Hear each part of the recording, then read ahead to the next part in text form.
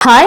So in the video next set of questions அதாவது நம்மளோட IBPS PO clerk and SBA ல நமக்கு கேட்கக்கூடிய next format next set of application sums இத மட்டும் தெரிஞ்சுக்கிட்டா கண்டிப்பா நம்மளோட எக்ஸாம்ல 10 application sums வருதுன்னா 10யுமே நம்ம அட்டெண்ட் பண்ணலாம். வெறும் ஒரு 5 to 7 minutesல அந்த 10 questions நம்ம அட்டெண்ட் பண்ணிரலாம். பட் அதுக்கு ஒரு சின்ன சின்ன ஷார்ட்கட் லாஜிக் ட்ரிக்ஸை தான் அப்ளை பண்ணணும். ஓகேவா? ஸோ அதை மட்டும் நீங்கள் தெரிஞ்சுக்கிட்டீங்கன்னா நம்ம டிஏ நமக்கு வரலைனாலும் பரவாயில்ல, நம்பர் சீரிஸ் நமக்கு தெரியலனாலும் பரவாயில்ல, இந்த அப்ளிகேஷன் சம்ஸ் 10யுமே நம்மளால் அட்டென்ட் பண்ண முடியும். ஓகேவா? ஸோ அதுதான் இப்போ நம்ம பார்க்க போகிறது சிம்பிள் இன்ட்ரெஸ்ட். ஓகேவா? இந்த கொஸ்டின் வந்து simple interest question.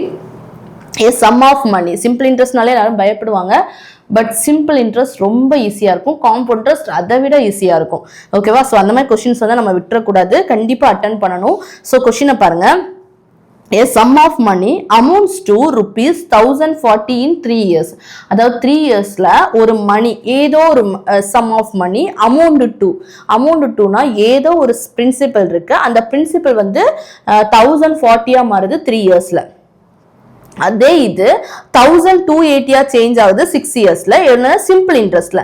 Find the rate of interest per annum. ஒரு வருஷத்துக்கு நமக்கு ரேட் ஆஃப் இன்ட்ரெஸ்ட் எவ்வளோன்னு கேட்குறாங்க. சம் ஆஃப் மணி ஏதோ ஒரு சம் ஆஃப் மணி 1040 மாறுதுன்னா என்ன இருக்கு? நீங்க ஒரு பிரின்சிபல் ஒரு கடன் வாங்கியிருக்கீங்கன்னு வச்சுக்கோங்க. ஸோ அதுக்கு சம் ரேட் ஆஃப் இன்ட்ரெஸ்ட் போடுவாங்க. ஸோ அந்த ரேட் ஆஃப் இன்ட்ரெஸ்டையும் நீங்க வாங்கினதையும் சேர்த்து போய் கட்ட போறீங்க ஒரு 2 இயர்ஸ்ல 3 இயர்ஸ்ல. ஓகேவா? ஸோ கட்டும்போது நீங்க 1040 பே பண்றீங்க. அப்ப அதுல என்னெல்லாம் இருக்கணும்? 1040ல நீங்க வாங்கின பிரின்சிபல், அதாவது நீங்க வாங்கின கடன் பிரின்சிபலும் இருக்கும், அதுக்காக நீங்க கொடுக்கக்கூடிய இன்ட்ரெஸ்டும் இருக்கும். இது ரெண்டும் சேர்ந்தது தான் நம்ம அமௌண்ட்னு சொல்லுவோம். இந்த பிரின்சிபலும் இன்ட்ரெஸ்டும் சேர்ந்தது தான் நம்ம அமௌண்ட்னு சொல்லுவோம். ஸோ நம்ம ஒரு இனிஷியலா ஒரு கடன் வாங்கியிருக்கோம், பிரின்சிபல் வாங்கியிருக்கோம். ஸோ அதுக்கு இன்ட்ரெஸ்ட் பே பண்ண போறோம். ஸோ அந்த இன்ட்ரெஸ்ட் பே பண்ணும்போது மொத்தமா அந்த லோனே கம்ப்ளீட் பண்றோம்னா என்ன பண்ணுவோம்? அந்த நம்ம வாங்கின பிரின்சிபல் பிளஸ் இன்ட்ரெஸ்ட் ரெண்டையும் சேர்த்து நம்ம பே பண்ணிடுவோம். சோ ரெண்டுமே சேர்த்து தான் 1040. இது எவ்வளவு இயர்ஸ்ல? 3 இயர்ஸ்ல. ஓகேவா? சோ இதே மாதிரி இதே பிரின்சிபல் சேம் பிரின்சிபல் வந்து நமக்கு என்ன ஆகுதுன்னா 1280 in 6 இயர்ஸ். அப்போ இனி 6 இயர்ஸ்ல என்ன ஆகுதுன்னா அது 1280 ஆகுது. எந்த இயர்ஸ்ல?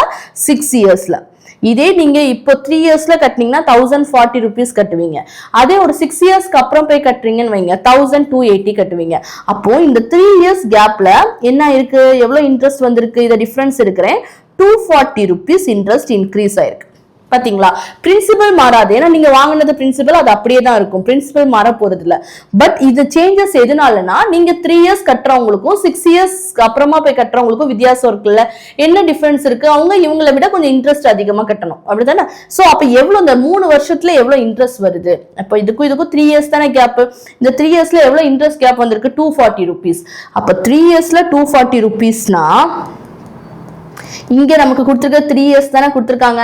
இங்க கொடுத்திருக்கிறதும் 1040ங்கிறது 3 இயர்ஸ்ல தானே சொல்லியிருக்காங்க. அப்ப 3 வருஷத்துல இன்ட்ரெஸ்ட் 240 தானே. அப்ப அங்கேயும் 240 rupees தானே இன்ட்ரெஸ்ட் இருந்திருக்கும் இந்த 3 வருஷத்துக்கும். அப்போ 1040 நீங்க கட்டுறீங்க, டோட்டலா கட்ட போறீங்க அப்படின்னா அதுல 240 rupees வந்து இன்ட்ரெஸ்ட் தானே இருந்திருக்கும். அப்ப பிரின்சிபல் என்ன இருக்கும்? இந்த 1040ல இருந்து 240 மைனஸ் பண்ணும். பிகாஸ் இதுல பிரின்சிபல் பிளஸ் இன்ட்ரெஸ்ட் சேர்ந்து இருக்கு.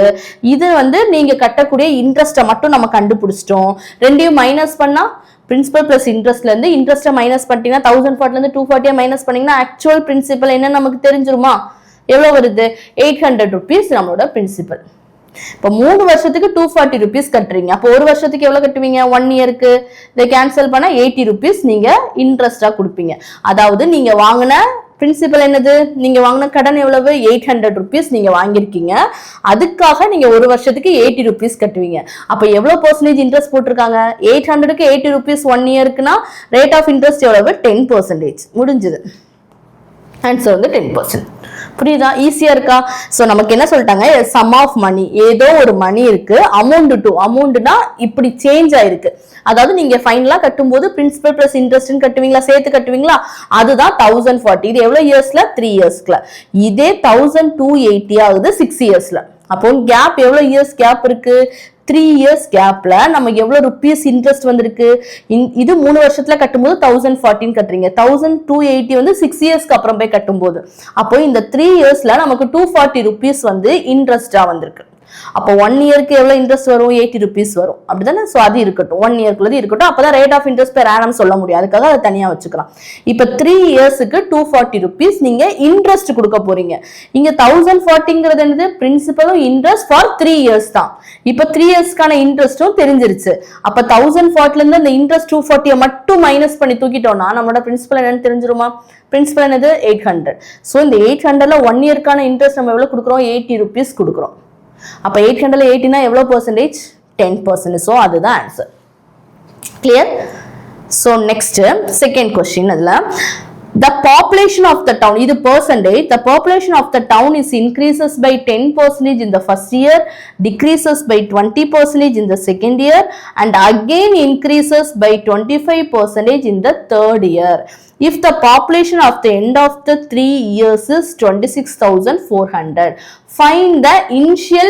population அப்ப இனிஷியலா பாப்புலேஷன் எவ்வளவு அதுதான் கேக்குறாங்க இப்போ ஒரு டவுன் இருக்கு அந்த டவுன்ல ஃபர்ஸ்ட் 10% இன்க்ரீஸ் ஆகுது அப்புறம் 20% இன்க்ரீஸ் ஆகுது தென் அதுல இருந்து ஒரு 25% இன்க்ரீஸ் ஆகுது ஃபைனலா 3 வருஷத்துக்கு அப்புறம் 26,400 வருது இனிஷியல் பாப்புலேஷன் என்னன்னு கேக்குறாங்க சோ பாப்புலேஷன் சம் வந்தாலே காம்பவுண்ட் இன்ட்ரெஸ்ட்ல அப்ளை பண்ணலாம் பட் இந்த 26,400ல வச்சு நம்ம காம்பவுண்ட் இன்ட்ரெஸ்ட்ல அப்ளை பண்ணோம்னா இன்னும் கொஞ்சம் ஸ்டெப் அதிகமாயிரும் சோ அதை விட ஈஸியா இப்ப பாருங்க 10% இன்க்ரீஸ் ஆகுது இப்போ எனக்கு ஒண்ணுமே தெரியாது என்ன இருக்குது என்ன ரேஷியோ என்ன வேல்யூ எதுவுமே தெரியாது வெறும் இந்த பெர்சன்டேஜ் வச்சு மட்டுமே பண்றேன் ஓகேவா இப்ப 10 என்னோடது இருக்குன்னு வைங்க 10க்கு 10% இன்க்ரீஸ் ஆனா எவ்வளவு 1 இன்க்ரீஸ் ஆகும் அப்ப 10 தான் என்னோட இனிஷியல் பாப்புலேஷன் வச்சுக்கோங்க ஏன்னா 10% சொன்னதால 10 வச்சு பண்றேன் இதுதான் இனிஷியல் பாப்புலேஷன் வச்சுக்கோங்க இதுல இருந்து நமக்கு 10% இன்க்ரீஸ் ஆகுது அப்ப எவ்வளவு வரும் 1 இன்க்ரீஸ் ஆகும் அப்ப எவ்வளவு 11 வரும் அப்ப 11ஆ மாறுது 10ல இருந்து 11ஆ மாறுது அதாவது நம்ம ஆக்சுவலா பண்ணும்போது இந்த 11ங்கிறது இப்படியே போட்டலாம் ஆனா அது எப்படி வந்திருக்குன்னா 10% இன்க்ரீஸ் ஆகுதுன்னா இப்ப என்னோட பாப்புலேஷன் 100% எக்ஸாம்பிளுக்கு சொல்றேன் இப்போ இதுல இருந்து 10% இன்க்ரீஸ் ஆகுது அப்ப 10% இன்க்ரீஸ் ஆகுதுன்னா என்ன வரும் 110% இருக்கும் ஓகேவா சோ இந்த 110% நம்ம எப்படி சொல்லுவோம் 110 by 100 னா டிவைட் பண்ணோம்னா 11 by 10 அதாவது 10ல 10% இன்க்ரீஸ் ஆகுது அதாவது 1 இன்க்ரீஸ் ஆயிருக்கு 11 by 10 ஃபர்ஸ்ட் இன்க்ரீஸ் வந்து 10%னால 100ல இருந்து 110% மாறிருக்கு 110 னா 11 by 100 அதாவது 110 by 100 வரும் 0 கேன்சல் ஆகி 11 by 10 எழுதிக்கலாமா இது ஃபர்ஸ்ட் இயர் செகண்ட் இயர் என்ன சொல்லிருக்காங்க it decreases by 20% in the second year இப்போ இது ஃபர்ஸ்ட் இயருக்கான பாப்புலேஷன் இன்க்ரீஸ் நடந்திருக்கு சோ 10ங்கற நம்மளோட இனிஷியலுக்கு 11 இன்க்ரீஸ் ஆயிருக்கு ஓகேவா அத 1 அடிஷனலா இன்க்ரீஸ் ஆயிருக்கு டோட்டலா 11 இப்போ இதான் கரண்ட் பாப்புலேஷன் 11 by 10 இப்போ இதுல இருந்து 20% டிக்ரீஸ் ஆகுது 20% டிக்ரீஸ்னா கம்மி ஆகும் இப்ப 100% இருக்குன்னு வைங்க அதுல இருந்து 20% டிக்ரீஸ்னா இப்ப 80% தான் இருக்கும் 80% ஃபிராக்ஷன் வேல்யூ 4/5 புரியுதா சோ அப்படியே எழுதிங்கன்னா ஈஸியா இருக்கும் இல்லைன்னா நமக்கு கஷ்டமாயிரும் டஃப்பா மாறிடும் and again increases by 25% so இதுல இருந்து என்ன ஆகுது again ஒரு 25% இன்க்ரீஸ் ஆகுது இன்க்ரீஸ் ஆகுதுன்னா 25% அதிகமாகுது அப்ப எதான சொல்லுவோம் 120 இப்ப 100% இருக்கு இப்ப இதுல எப்படி 10% 110 மாறுச்சு இதுல எப்படி 20% ரெடியூஸ் ஆனது 80 மாறுச்சோ இப்ப 25% இன்க்ரீஸ் ஆகுது அப்ப என்ன பண்ணுவோம் 100 minus 25 னா நமக்கு சரி plus 25% இன்க்ரீஸ் ஆகுது அப்போ 125% வரும் 125 by 100 ஓட வேல்யூ என்னது 5/4 சோ அப்ப இந்த இடத்துல 5/4 so in first process வந்து 10% increase second process வந்து 20% decrease third வந்து 25% increase இதோட ரிசல்ட் தான் என்னது 26400 சோ இத நீங்க சால்வ் பண்ணாலே உங்க ஆன்சர் வந்துரும் ஒரே லைன்ல ஆன்சர் முடிஞ்சு இப்ப இந்த 5 கேன்சல் ஆயிருமா இந்த 4 கேன்சல் ஆயிருமா சோ இப்ப இந்த 11 இதையும் நான் கேன்சல் பண்றேன் 2 டைம்ஸ் வந்து 22 வரும் 4 வரும் 400 இருக்கு இங்க ஒரு 0 இருக்கா அங்க மல்டிப்ளை ஆகுமா அப்ப என்ன வரும் 24000 அப்ப 24000 தான் நம்மளோட ஆக்சுவல் ஆன்சர் அதாவது நம்ம இனிஷியல் பாப்புலேஷன் 24000 புரியுதா இந்த ஒரே லைன்ல சால்வ் பண்ணிட்டோம்னு வச்சுக்கோங்க 10 செகண்ட்ல ஆன்சர் வந்துரும் சோ அதுக்கு தான் நம்ம மைண்ட் கால்குலேஷன் யூஸ் பண்றோம் இன்க்ரீஸ் பை 10% னா அப்போ 100 இருக்கு ஃபர்ஸ்ட், அதுல இருந்து 10% இன்க்ரீஸ் ஆகுது. அப்ப என்னது 110% மாறும். 110/100 இதெல்லாம் மைண்ட்லயே போடணும். 110/100ல 0 கேன்சல் பண்ணிட்டு நீங்க 11/10 மட்டும் தான் போட்டுக்கணும் அங்க ஸ்கிரீன்ல. ஓகேவா, உங்க பேப்பர்ல. அண்ட் டிக்ரீஸ் பை 20% இந்த செகண்ட் இயர் என்ன ஆகுது, 20% டிக்ரீஸ் ஆகுது. அப்ப இதுல இருந்து 20% டிக்ரீஸ் ஆகும். அப்ப 20% டிக்ரீஸ் ஆகுதுன்னா ஆல்ரெடி நமக்கு 100%, இப்ப இங்க இருக்கிறவங்க தான் 100%னா இதுல இருந்து 20% டிக்ரீஸ் ஆகுது. அப்ப என்ன இருக்கும், 80% மாறும். 80% எவ்வளவு, ஃபிராக்ஷன் வேல்யூ 80/100 4/5. தென் இப்போ இந்த வேல்யூ இருக்கு. இதுல இருந்து அகைன் என்ன ஆகுது, இன்க்ரீஸ் பை 25%. இதுல இருந்து 25% இன்க்ரீஸ் ஆகுது. அவ்வளவு எவ்வளவு இன்க்ரீஸ் ஆகுது, 25% இன்க்ரீஸ் ஆகுதுன்னா அதாவது 100 இருக்கிறது இப்போ 25% இன்க்ரீஸ் ஆகுதுன்னா 125% மாறும். அப்போ 125/100 அதை கேன்சல் பண்ணா 25th கேன்சல் பண்ணா 5/4 வரும். அப்ப அந்த 5/4 இதோட ஆன்சர் தான். இது 3 ப்ராசஸ் பண்ணும்போது end of the third year நமக்கு என்ன வருது, 26,400. இதுதான் நம்மளோட ரிசல்ட். ஓகேவா, சோ இதை கேன்சல் பண்ணிட்டதெல்லாம் கேன்சல் பண்ணுங்க. எவ்வளவு வருது, 26,400 கேன்சல் பண்ணா 4 4 5 5 கேன்சல் ஆயிருமா. இந்த 11 264 நமக்கு கேன்சல் ஆகும். 2 டைம்ஸ் வந்து 22 ரிமைண்டர் 4 அப்ப 4s are 44 0 இருக்கா. சோ இந்த 0 இப்போ இங்க ஒரு 10 இருக்குல டினாமினேட்டர், அது என்ன ஆகும், மல்டிப்ளை ஆகும். அப்ப 2400 ஒரு 0 ஆட் ஆச்சுன்னா 24,000. ஆன்சர் வந்து 24,000 வந்துடும். கிளியரா, ஈஸியா இருக்கா. இது பார்க்க தான் பெருசா இருக்கும். இது நார்மலா நீங்க காம்பவுண்ட் இன்ட்ரெஸ்ட் மாடல்லையோ இல்ல சிங்கிளா நீங்க பண்ணிட்டு இருந்தா டைம் வேஸ்ட் ஆயிடும். இது இந்த மாதிரி இடத்துலாம் பெர்சன்டேஜ் இடத்துல மேக்ஸிமம் ஃபிராக்ஷன் யூஸ் பண்ணீங்கன்னா ரொம்ப ஈஸியா ஆன்சர் எடுத்துடலாம். ஓகேவா, நெக்ஸ்ட் கொஸ்டின் பாருங்க. A trader mixes 26 kg of rice costing ₹20 per kg with 30 kg of rice costing ₹36 per kg and sells the mixture at ₹30 per kg. So ரெண்டு இடத்துல இருந்து நீங்க ஃபர்ஸ்ட் ஒரு set of KG of rice வாங்குறீங்க, 26 kg rice வாங்குறீங்க, அது 1 kilo 20 rupeesன்னு சொல்றாங்க. இதே 30 kg ஆஃப் ரைஸ் இன்னொரு வெரைட்டி வாங்குறீங்க, அது வந்து 36 per kg. இப்போ இந்த ரெண்டு வெரைட்டியும் மிக்ஸ் பண்ணி நீங்க என்ன பண்றீங்கன்னா 1 கிலோவை 30 rupees 30க்கு செல் பண்றீங்க. இப்போ உங்களுக்கு ப்ராஃபிட்டா லாஸா அப்படி இருந்துச்சுன்னா அது எவ்வளவு பெர்சன்டேஜ் அதுதான் கேக்குறாங்க. ஓகேவா, இப்போ நீங்க 26 kg ஒரு இடத்துல இருந்து வாங்குறீங்க, இன்னொரு வெரைட்டி வந்து 30 kg வாங்குறீங்க. ஒரு வெரைட்டி வந்து 26 kg வாங்குறீங்க, இன்னொரு வெரைட்டி வந்து 30 kg. இது கேஜி, இதுவும் கேஜி. இப்போ இந்த 36-20 வச்சே பண்ணலாம், 26-30 வச்சே பண்ணலாம். பண்ணும்போது என்னன்னா ஸ்டெப்ஸ் எல்லாம் கொஞ்சம் பெருசா இருக்கும். ஸோ அதை முடிஞ்ச அளவுக்கு சிம்பிளிஃபை பண்ணோம்னா நமக்கு ஈஸியா இருக்கும். ஓகேவா, அதுக்காக நான் என்ன பண்றேன்னா இதை ரேஷியோ எடுத்துக்கிறேன்.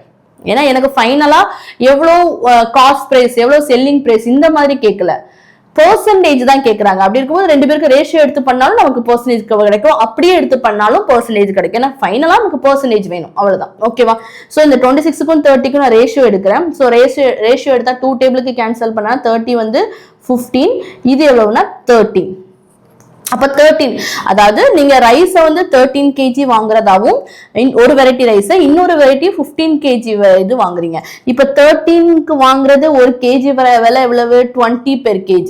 இப்ப 13 kg வாங்குறத ரேஷியோ எடுத்து நம்ம வேல்யூவை சிம்பிளிஃபை பண்ணிட்டோம். இப்ப 13 kg வாங்குறதா வச்சுக்கோங்க, ஒரு கேஜியோட விலை 20 rupees. இப்படி 13 kg நீங்க வாங்க போறீங்க. அப்ப எவ்வளவு ருபீஸ் உங்களுக்கு வரும், 13 into 20 260 rupees உங்களுக்கு இதுல இருந்து வரும். இதோட காஸ்ட் பிரைஸ் நீங்க வாங்கும்போது கொடுப்பீங்க. ஓகேவா, அதே மாதிரி இங்க 1 கிலோ வந்து 36 kg, அப்படி 15 kg வாங்குறீங்க. 1 kg 36 வச்சு 15னா 15 into 36. ஓகேவா, சோ 15 into 36 ஒன்றும் இல்லை, மல்டிப்ளை பண்றது ரொம்ப ஈஸி. ஸோ இதை ஃபர்ஸ்ட் 10ஆல மல்டிப்ளை பண்ணுங்க. 360 5ஆல பண்றதுக்கு ஒன்றும் இல்லை, 360ல பாதி எடுத்துருங்க. 360ல பாதி எவ்வளவு, 180. அப்ப 360யும் 180யும் ஆட் பண்ணோம்னா ஃபர்ஸ்ட் 360, இங்க 180, 300 இதையும் ஆட் பண்ணோம்னா நமக்கு என்ன வரும், 360. இதை வந்து 10ஆல மல்டிப்ளை பண்ண 360, 5ஆல பண்ணும்போது அதுல பாதி 180. ஓகேவா, ஸோ இதை ஆட் பண்ணும்போது ஃபர்ஸ்ட் 3யும் 4யும் ஆட் பண்ணுங்க. சார் 3யும் 1யும் 400 வருமா. 60 + 80 எவ்வளவு, 150 சாரி 140. அப்போ 400 + 140 எவ்வளவு, 540. புரியுதா. ஸோ இது உங்களுக்கு மல்டிப்ளை பண்றதுக்கு ஈஸியா இருக்கும். ஃபர்ஸ்ட் இந்த 10 வச்சு மல்டிப்ளை பண்ணி 0, அப்போ 360 into 10 வந்து 0 ஆகும். நெக்ஸ்ட் என்ன பண்ணணும், அந்த 10 5னா என்னது, அதுல பாதி தானே வரும். 5 வச்சு மல்டிப்ளை பண்ணா அதுல பாதி வரும். ஸோ அதுல பாதினா எவ்வளவு, 180 வரும். ஸோ அப்போ டோட்டலா எவ்வளவு கேஜி, இதுக்கு எவ்வளவு ருபீஸ் வரும், 540 ருபீஸ் வரும். அப்போ டோட்டலா நான் வந்து இதை ஒரு 260 ருபீஸ்க்கு ஃபர்ஸ்ட் வெரைட்டி வாங்கினேன், செகண்ட் வெரைட்டி ஒரு 540 ருபீஸ்க்கு வாங்கியிருக்கேன். அப்போ டோட்டலா எனக்கு எவ்வளவு ருபீஸ் செலவாயிருக்கு, 60 + 40 100, இது ஒரு 700, 700 + 100 800 ருபீஸ் எனக்கு காஸ்ட் பிரைஸ், அதாவது செலவாயிருச்சு. இப்போ நான் இதை கொண்டு வரேன், இதை ஒரு 13 கேஜி வாங்கியிருக்கேன், இதுல ஒரு 15 கேஜி வாங்கியிருக்கேன், 2 கேஜியும் என்கிட்ட இருக்கு. இப்போ இது ரெண்டையும் மிக்ஸ் பண்றேன். மிக்ஸ் பண்ணும்போது எவ்வளவு, இங்க ஒரு 13 கேஜி எடுத்து இங்க மிக்ஸ் பண்ணுவேன், 15 கேஜி எடுத்து மிக்ஸ் பண்ணி ரெண்டையுமே ஒன்னா ஆக்குறோம். அப்ப 13 + 15 எவ்வளவு, ரெண்டையும் ஆட் பண்ணோம்னா 28 கேஜியா அது மாறும். இப்போ என் கையில ரெண்டையும் மிக்ஸ் பண்ணி 28 கேஜி வச்சிருக்கேன். இத ஒரு கேஜியை 30 ருபீஸ்க்கு செல் பண்ண போறேன். அப்போ ஒரு கேஜி 30னா என்கிட்ட 28 கேஜி நான் எவ்வளவு ருபீஸ்க்கு செல் பண்ணுவேன், 28 × 3, 28 3 டைம்ஸ் போனா எவ்வளவு வரும், 84 வரும். இப்போ எனக்கு கிளியரா தெரியுதா, நான் வாங்கிட்டு வந்த ருபீஸ் வந்து 800 ருபீஸ்க்கு டோட்டலா வாங்கிட்டு வந்திருக்கேன். என் கையில இருந்து நான் கொடுத்து வாங்கினது 800 ருபீஸ். நான் இதை செல் பண்ணதும் எனக்கு கிடைக்க போறது 840 ருபீஸ். எனக்கு எவ்வளவு ப்ராஃபிட் வருது, எவ்வளவு ருபீஸ் ப்ராஃபிட் வருது, இதுல ப்ராஃபிட் தானே, கண்டிப்பா லாஸ் இல்ல. அப்ப கண்டிப்பா ப்ராஃபிட் தானே. எவ்வளவு ருபீஸ் ப்ராஃபிட் வருது, நான் வாங்கிட்டு வந்ததுல 14 வருது. ப்ராஃபிட் பெர்சன்டேஜ் தான் கண்டுபிடிக்கணும். சோ ப்ராஃபிட் பெர்சன்டேஜ் எவ்வளவு, நான் 800க்கு வாங்கினேன், 800க்கு வாங்கினதுல எனக்கு 40 ருபீஸ் ப்ராஃபிட் வருது. அப்ப 840னா எவ்வளவு பெர்சன்டேஜ், இது 5%. ஓகேவா. சோ அது பார்த்தாலே தெரியும், 10%னா 80, 40னா அதுல பாதி, அப்போ 5%. அப்போ நமக்கு 5% ப்ராஃபிட்ங்கிறது கிளியரா தெரியுது. ஓகேவா. இதை நீங்க 100 போட்டு கேன்சல் பண்ணாலும் ஆன்சர் வரும். ஸோ அதை நம்ம டைம் வேஸ்ட் பண்ண வேண்டாம். 800 நம்மளோட காஸ்ட் பிரைஸ், அதுல 40 ருபீஸ் ப்ராஃபிட் வருது. அப்போ 800ல 40ங்கிறது எவ்வளவு பெர்சன்டேஜ் நீங்க டைரக்டா பார்த்தாலே போதும். ஓகேவா. என்கிட்ட 60, இதை நீங்க 2613 வச்சும் பண்ணலாம். நான் ரேஷியோ எடுத்தேன்ல, நீங்க ரேஷியோ எடுக்காம அப்படியே வச்சு பண்ணலாம். அப்ப என்ன ஆகும்னா வேல்யூஸ் பெருசாகும். இதுக்கு 2 டைம்ஸ் வந்துகிட்டே இருக்கும். ஓகேவா. 800 வேற இடத்துல 1600 வரும், 840 வந்த இடத்துல 1680 வரும். சோ ப்ராஃபிட் 40 வந்த இடத்துல 18 வரும். அப்ப 1600ல 18 பார்த்தா அப்பவும் 5 தான் வரும். ஓகேவா. சோ அப்போ நம்ம எவ்வளவு தூரத்துக்கு வேல்யூவை சிம்பிளிஃபை பண்றோமோ நம்ம ஸ்டெப்ஸும் அந்த அளவுக்கு கம்மியாகும், மல்டிப்ளிகேஷன் அந்த அளவுக்கு கம்மியாகும், ஸ்பீட் ஆன்சர் பண்ணலாம். ஓகேவா. அதுக்காக தான் இந்த இடத்துல ரேஷியோ அப்ளை பண்றோம். ஓகேவா. நீங்க ரேஷியோ அப்ளை பண்ண கட்டாயமே கிடையாது, அப்படியே வச்சு பண்ணலாம், வேல்யூஸ் கொஞ்சம் பெருசாயிரும். சோ அதுக்காக நீங்க வந்து ரேஷியோ எடுத்துக்கிட்டீங்கன்னா எவ்வளவு தூரத்துக்கு சிம்பிளிஃபை பண்ண முடியுமோ வேல்யூவை சிம்பிளிஃபை பண்ணிக்கலாம். ஓகேவா. So 26 kg ரைஸ் ஒரு வெரைட்டி, இன்னொன்று வந்து 30 kg ஆஃப் ரைஸ். ஸோ இது ரெண்டுக்கும் ரேஷியோ எடுக்கும்போது இதுல 13 கிலோ வாங்கினேன்னா அதுல இருந்து 15 கிலோ வாங்குவேன், வாங்கி ரெண்டையும் மிக்ஸ் பண்ணுவேன். ஸோ இது ஒரு கேஜி 13 கேஜி வாங்கியிருக்குன்னா ஒரு கேஜி வந்து 20 ருபீஸ். அப்போ இந்த இடத்துல ஒரு செட் ஆஃப் ரைஸுக்கு நான் 260 கொடுத்து வாங்குறேன். இன்னொரு செட் எவ்வளோனா ஒரு கேஜி வந்து 36 ருபீஸ். இது நான் 15 கேஜி வாங்குறேன். ஸோ அதுக்கு 540 ருபீஸ் கொடுத்து வாங்கியிருக்கேன். அப்போ டோட்டலா பாத்தீங்கன்னா ரெண்டு ஆட் பண்ணீங்கன்னா 800 ருபீஸ் வந்து நான் இந்த 28 கேஜி வாங்குறதுக்காக, அதாவது 13 + 15 28க்காக செலவு பண்ணியிருக்கேன். இப்போ நான் இதை செல் பண்ணணும். செல் பண்ணும்போது ஒரு கிலோவை 30 ருபீஸ் வச்சு செல் பண்றேன். அப்ப 28 × 30 எவ்வளவு, 840 ருபீஸ்க்கு நான் அதை செல் பண்ண போறேன். அப்போ வாங்கினது காஸ்ட் பிரைஸ் வந்து 800, செலவு பண்ணும்போது எனக்கு எவ்வளவு 840 ருபீஸ். அப்போ டோட்டலா எனக்கு ப்ராஃபிட் எவ்வளவு, ரெண்டு பேருக்கும் உள்ள மிடில் இருக்கிறதா ப்ராஃபிட். அப்போ 840ல 800 போச்சுன்னா 40 ருபீஸ் தான் என்னோட ப்ராஃபிட். எதுல இருந்து ப்ராஃபிட், என்னோட காஸ்ட் பிரைஸ்ல இருந்து.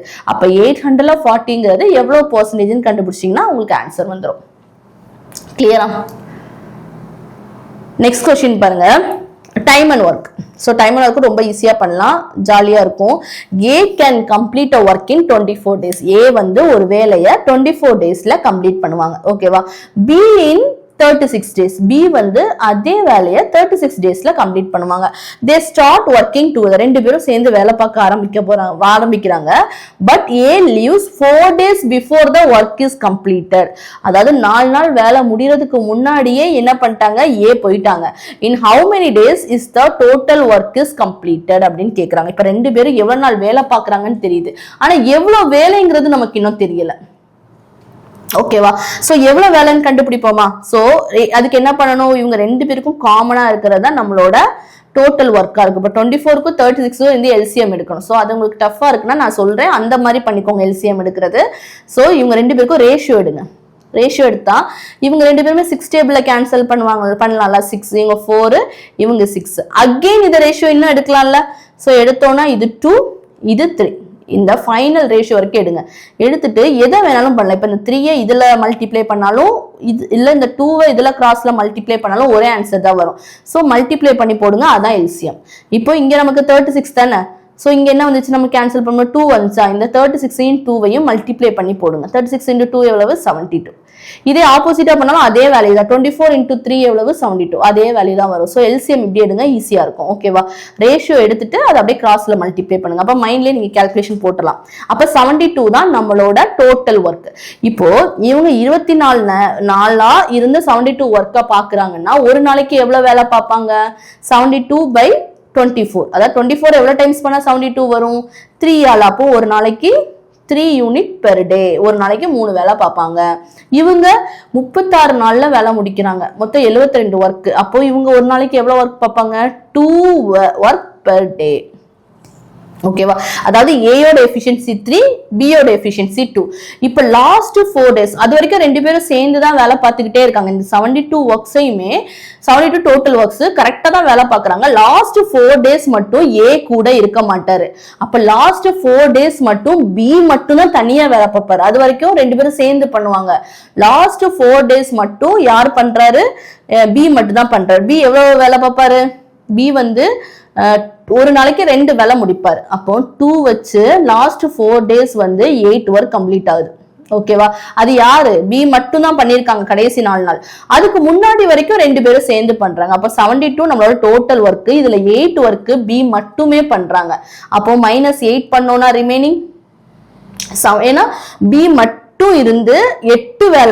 வேலையை ஒரு தனியாவே பண்றாரு அப்போ இத மைனஸ் பண்ற வேலையை தான் யார் பண்றாங்க இவங்க ரெண்டு பேரும் சேர்ந்து பண்றாங்க சோ அப்ப 72ல 8 போச்சுன்னா ரிமைனிங் எவ்வளவு 2 போச்சுன்னா 70 அப்ப 6 போச்சுன்னா 64 இந்த 64 ஒர்க்க தான் இவங்க ரெண்டு பேரும் சேர்ந்து பண்றாங்க ஓகேவா சோ இவங்க ரெண்டு பேரும் சேர்ந்து பண்ணா எவ்வளவுன்னு பாப்போமா இப்போ பாருங்க 3 இவங்க 2 ரெண்டையும் ஆட் பண்ணா எவ்வளவு 5 அப்ப 64 by 5 60 by 5 னா 12 4 by 5 னா 0.8 அப்ப 12.8 சோ இவங்க ரெண்டு பேரும் சேர்ந்து 12.8 டேஸ் ஒர்க் பண்றாங்க இவங்க ரெண்டு பேரும் சேர்ந்து இப்போ என்ன கேக்குறாங்கன்னா how many days is the total work completed இந்த மொத்த வேலையை முடிறதுக்கு எவ்வளவு நாள் ஆகும் இவங்க ரெண்டு பேரும் சேர்ந்து ஒரு 12.8 டேஸ் ஒர்க் பண்றாங்க அதுக்கப்புறமா பி மட்டுமே இருந்து ஒரு 4 டேஸ் ஒர்க் பண்றாரு அப்ப டோட்டலா இந்த ஒர்க் அந்த 72ங்கிற டோட்டல் ஒர்க்கை கம்ப்ளீட் பண்ண எவ்வளவு நாள் ஆகும் 12.8 plus 4 ரெண்டையும் பிளஸ் பண்ணா ஏன்னா இதுவும் டேஸ் தான் இது பி மட்டும்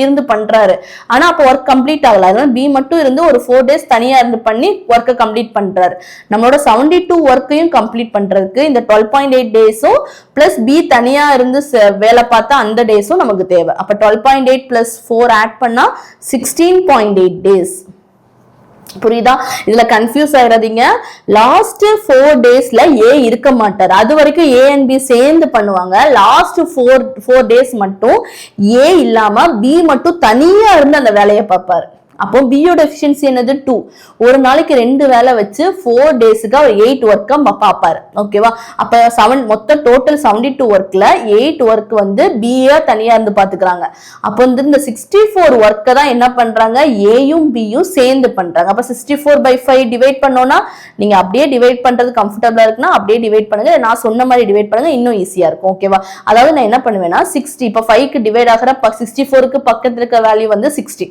ஓகேவா 60 by 5 ஃபர்ஸ்ட் டிவைட் பண்ணிடுவேன் 60 by 5 மைண்ட்லயே பண்ணிடுவேன் 60 by 5 எவ்வளவு 12 வந்துரும் ஓகேவா தென் ரிமைனிங் என்ன இருக்கு 4 by 5 னா நமக்கு ஃபிராக்ஷன் வேல்யூ 4 by 5 வந்து 18 தெரியும் அப்ப 4 by 5 இந்த பெர்சன்டேஜ் வேல்யூ கிடையாது வெறும் 4 by 5 அப்ப 0.8 தானே இருக்கும் அப்ப அங்க ஒரு 12 இப்போ ஒரு 0.8 அப்ப 12.8 தானே இருக்கும் சோ டிவைட் பண்றது மைண்ட்ல பண்ணிருங்க ஓகேவா அப்ப 12.8 டேஸ் வந்து ரெண்டு பேரும் சேர்ந்து பண்றாங்க அவங்க என்ன கேக்குறாங்கன்னா ரெண்டு பேரும் சேர்ந்து எவ்வளவு நாள் வேலை பார்த்தாங்கன்னா கேட்கல அப்படி கேட்டா ஆன்சர் 12.8 போட்டிருப்போம் ஆனா அவங்க கேக்குறது இந்த ஒர்க்க இந்த 72 நம்ம டோட்டல் ஒர்க் எடுத்திருக்கோம்ல இந்த ஒர்க்கை கம்ப்ளீட் பண்ண எவ்வளவு டேஸ் ஆகும் கேக்குறாங்க அப்போ 12.8 டேஸும் நமக்கு தேவை பி தனியா வேலை பார்த்தா அந்த 4 டேஸும் தேவை பி தனியா ஒரு ஏ போனதுக்கு அப்புறம் ஒரு 4 டேஸ் ஒர்க் பண்ணார்ல அதுவும் வேணும் அப்ப 12.8 plus 4 எவ்வளவு 16.8 சோ அதுதான் ஆன்சர் கிளியரா